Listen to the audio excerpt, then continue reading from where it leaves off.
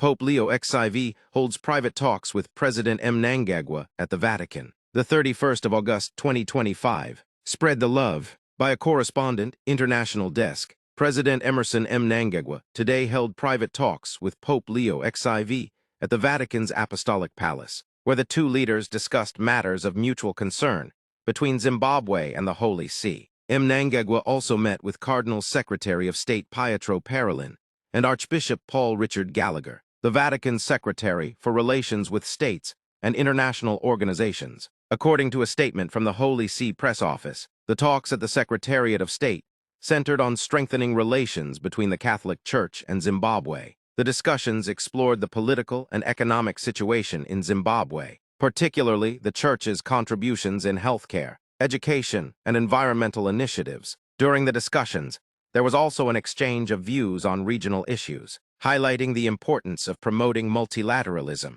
dialogue, and cooperation among nations. The Vatican said in a press release, Mnangagwa's visit to the Vatican is being closely watched, both locally and internationally, as it underscores the Zimbabwean government's bid to strengthen diplomatic and moral partnerships at a time of mounting political and economic challenges at home.